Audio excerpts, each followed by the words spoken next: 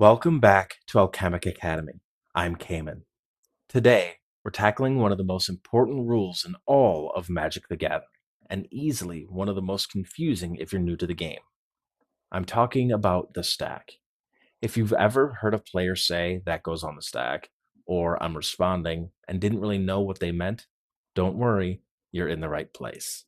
Last time, I gave you the skeleton of your turn, the steps and phases. Now, we're adding the engine that makes interaction possible. Let's break it down together. Think of the stack as Magic's line of actions. Every time someone casts a spell or activates an ability, the game doesn't let it happen right away. Instead, it gets placed into this imaginary pile called the stack. The stack makes the game fair. It gives every player a chance to react, especially in Commander, where four people are all paying attention. Now, here's the rule you absolutely need to remember, and we'll come back to it several times. The last thing added to the stack resolves first.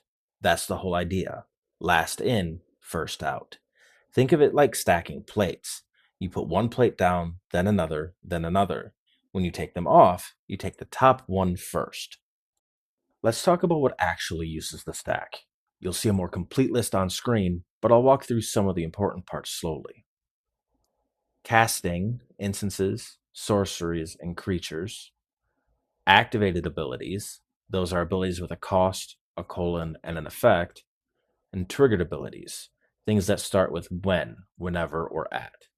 Basically, if you're choosing to do it or it's reacting to something happening, it probably uses a stack. On the flip side, playing a land does not use the stack. You cannot respond to someone playing a land. Lands just happen.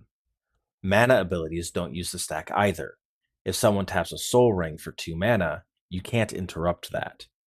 Static abilities like Flying or Death Touch are always on. They don't go on the stack because they're not resolving, they're just true. Again, a more complete list is on the screen. If you want to take your time with it, feel free to pause. Let's walk through a real example, because that's where this may finally click. Player A casts Cultivate. That goes on the stack. Player B thinks for a moment, then casts Counterspell. That also goes on the stack, and it goes on top of Cultivate.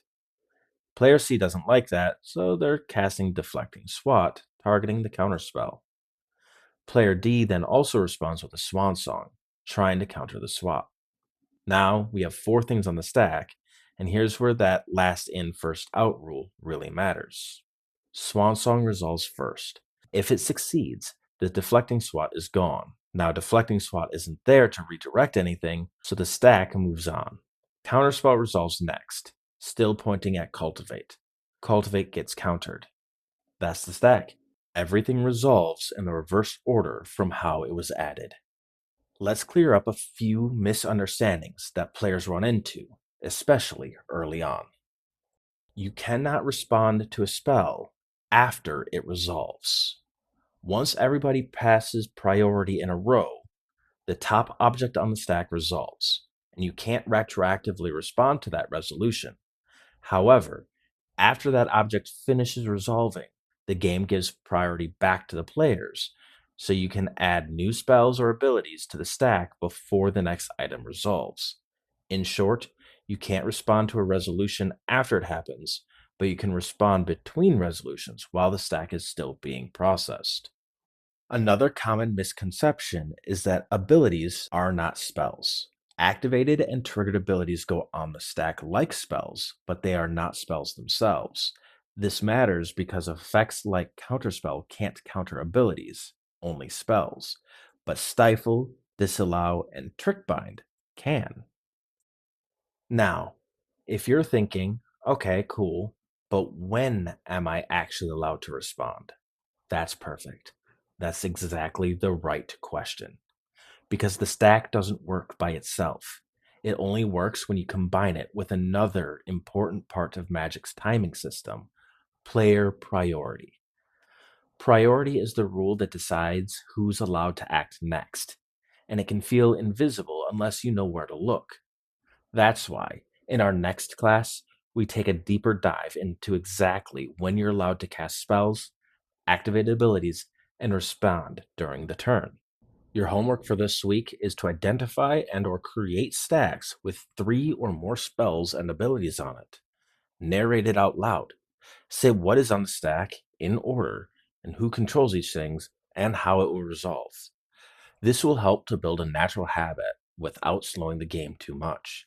It will also reveal timing awareness, strengthen multiplayer clarity, and normalize stat communication, which helps every player at the table. And that wraps up today's lesson here at Alchemic Academy. If anything in this episode sparked a question, or if you want help applying these ideas to your deck, I'm available during office hours, right here in the comment section. I love digging into your scenarios, so don't hesitate to ask. We've got plenty more classes on the way. After we finish our deep dive into player priority, we'll be looking at things like how to read the board state, how to sequence spells more effectively, threat assessment in Commander, and even special topics like stack traps, shortcutting, and multiplayer politics.